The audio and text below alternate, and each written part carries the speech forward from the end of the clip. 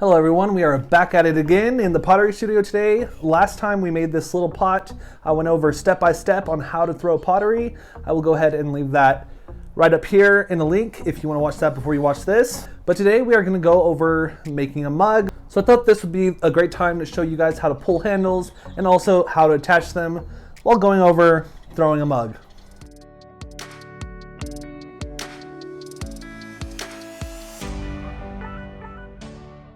And a mug is about a pound of clay-ish, or 500 grams. When I throw them regular size, and if you want them bigger, I go up to 800 grams or like a pound and a half. But since we're just kind of doing it today, I'm just gonna cut a chunk of clay off and go with that. So we're using this much clay. All right guys, even if you got it out of a box, be sure to wedge your clay.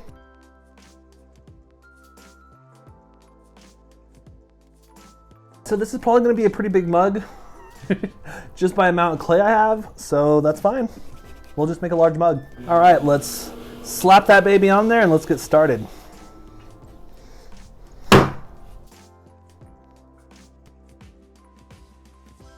Once I get my clay on there, it's gonna go pretty fast. This is gonna go by a lot quicker than that last video just because I'm not going step-by-step process. If you wanna see that, be sure to look back on that video. So remember that you're coning up and doming down and repeating that process until it's centered.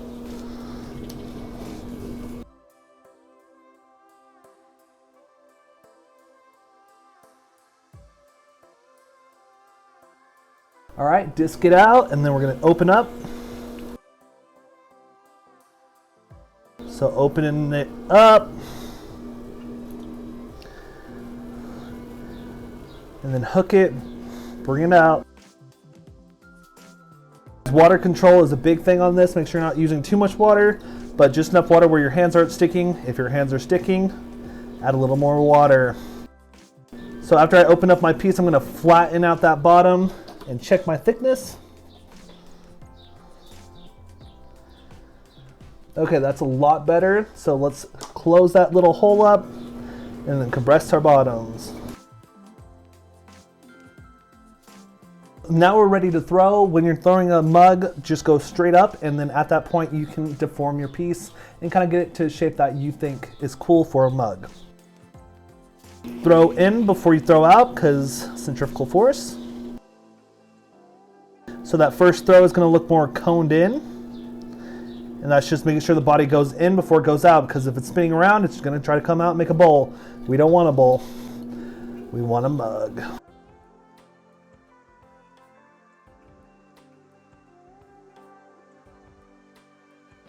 So even with that first big throw, you see it's still pretty straight and it's going in just a little bit. So we have a lot of control. I'm controlling the speed of the wheel with my foot as I go. And you're just forcing it to go up by compressing those two walls.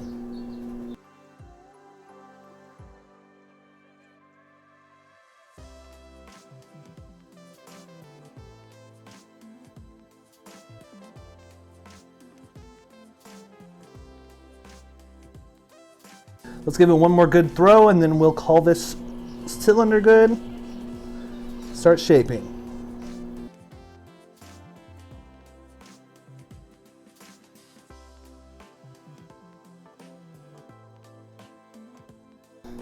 I'm going to trim that bottom some. That way I know what my cylinder is like before I deform it. I do have a nice cylinder shape that I'm going to move and shape the way that I want my mug to look. And this is just going to be controlled from the inside and bracing the outside. I like having my sponge on the outside just to have more even control because of that cushion. But we're just doing the same thing. Get it a little wet and then push from the inside out. And then guide with your other hand on the outside. You're not really doing much with your outside hand besides guiding that wall.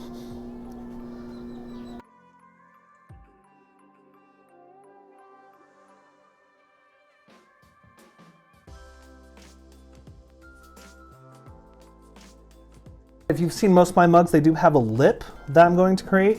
So the way I do that is I just push my finger in on each side, bring out this little hump, and then do it right here where the lip is, and just ease your lip over your finger, and this is what's going to be like the drinking lip on your mug. So it has like this little caveat here that your lips go into, and it's just gonna make it easier to drink out of. And it's also aesthetic to like mugs and things. So something I didn't show you last video is this is just a piece of chamois cloth that I've cut. You're gonna get this wet and then just go over the lip of your pottery, and this smooths it out so there's no sharp parts, and it gives a nice round edge, and that's just a nice touch, especially when you glaze this and fire this. It's gonna be super soft for the lips, and it's gonna look nice, and it's just gonna feel good when someone's using it. So this is a pretty standard mug shape for me. I'm gonna go ahead and trim a lot more excess off. And if you've ever seen my mugs like this, I like to deform them so they're not perfectly shaped. So those mugs that you see in my shops and things are perfectly round until I'm done with them, and then I misshapen them. And if you're a potter that throws really thin bottoms, one of the tricks that I learned over the years is get your needle tool and just put it against your board and slice underneath this. And that's going to lift more clay up when it dries. So when you cut it off, you're gonna have more clay on the bottom. So if you do throw super thin bottoms, this will help take less clay off when you cut it, and you'll be less likely to cut through the bottom of your piece. But this is average thickness, so this isn't gonna have that problem.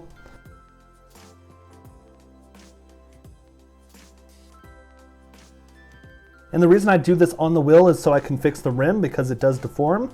So I'm just gonna spin it around, fix this spot, fix this spot. It takes like 2 seconds. There you go, bam. This is center, the body is abstracted. We're done with this piece. So after you put your needle through the bottom, go ahead, slice this off. Leave this on the bat, and you're done. And bam, we have a pretty basic Josh Hogue mug style here. This is a little thicker just because we have a little more clay. I'm gonna go ahead and show you what I do for handles when I don't have an extruder. I will say that I tend to cheat and use an extruder just because it's quicker and a lot easier than pulling handles, but let's go ahead and go over pulling handles. All right, so this process, you can either do this on the piece of pottery, you can attach like the mass to it and then pull your handle, cut it off, put it how you want to, or you can make it separate like I'm going to do, and I'm gonna go ahead and grab a bat, place it on it after I'm done, let it retain its shape, and then that's gonna be what I work with this current mug that is setting up so we can do that. To start this, just grab the larger part of this mass, and you can make like a wedge shape. I just kind of grabbed the clay, just squished it into this shape, grab it, pinch it, and you're gonna go ahead, get your hand wet as possible. You're gonna get this super wet. So we have this pinched in, and we are just stroking it like this, basically. And we are just going down, and we are getting this wet and slightly pinching it, going down and getting a shape. And you wanna go from side to side, from up and down. And this is gonna look really awkward when you do this, but this is just the way it's been done for a long time.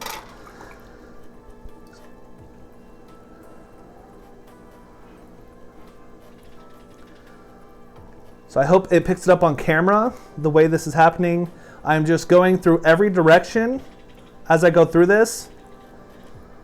So it's even, and it doesn't have like a weird slant or anything. And you can see like over time, it's getting like this shape. That's the handle shape that we're looking for.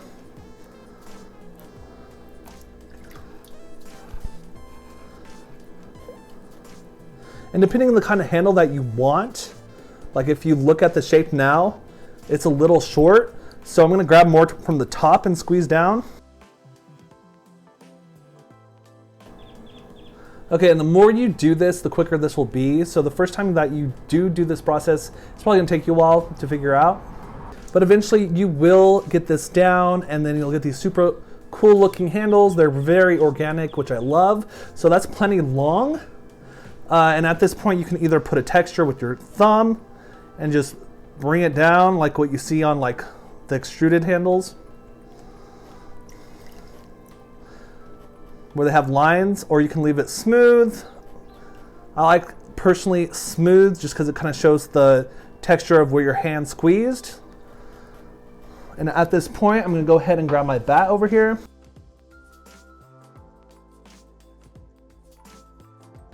I'm gonna go ahead and cut off this mass. And then at this point, I can shape the handle. That way, when this mug is stiffened up, we can go ahead and attach it, and it'll have some form to it already. And I'm not dealing with something that's super floppy. Well, here we go, we have a handle. Let's Wait for this to stiffen up and we'll go over how to attach it. This has been spinning for a couple of hours. Let's see how this looks. So let's get this off the bat. The last video that I showed you, I did do this a certain way, but since it's wet and it's an organic mug, I generally just get a little bit of that excess off right here. That way I'm not deforming it with my hand, and then I go around with my finger.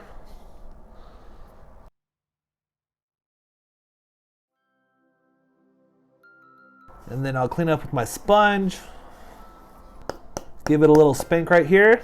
And what that does is make sure you don't have a flat bottom where it's completely flat, because it will crack most likely. So that just gives it a little concave. So we have our mug. So the handle is a little firm, but it still is malleable, so we won't have any issues with that.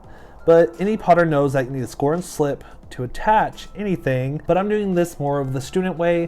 When I first started, I made the handle separate, scored where I needed the handle, and then I did the same thing to wherever I wanted to attach the handle. So let's say right here. And this tool I'm using is a serrated rib. So it has those little spiky teeth that makes it very easy to scratch. So that's scoring. Now you want to slip. I have a lot of slip in the bottom of this bucket, so I'm just gonna grab some. And slip is just broke down clay like that. And I'm gonna put some on there. Put some on there. Attach the top part.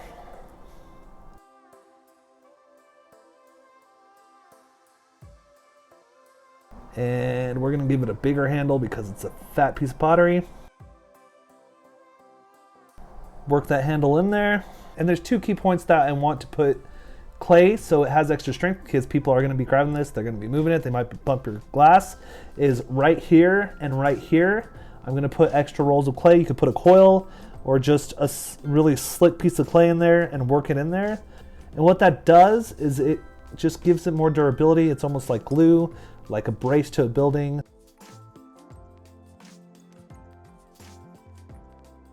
When it's at this dry point, you don't want to work with it too much, but get it to where you want it. So let's say I wanted more of a square handle.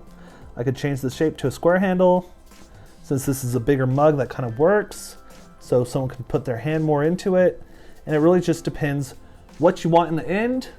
But right now we have this really fat mug, and there's parts where when I connected it, the clay got a little dirty. I can use a sponge, clean that up. But after cleaning this bad boy up, you can see that it's a pretty good sized mug, and don't worry about size at this point. This clay shrinks 13%, so it's gonna be a lot smaller than this, but still a pretty good sized mug. Always sign your work. Here's our mug, and I'm glad you guys decided that this is what you wanted to see, because this is probably one of my hotter sellers, just because mugs are always different, especially when I make them. I always like to make them different shapes and sizes and things. People love collecting them. They're just very personable as a pottery piece. This is the last pottery video that I'm doing for the Art Jubilee Stay at Home edition, but please do recommend other things for me to make on my channel. If you're liking the content, guys, be sure to subscribe to my channel so you guys aren't missing out on all the creative things that I'm doing here. But that's it for today, guys. We'll see you later.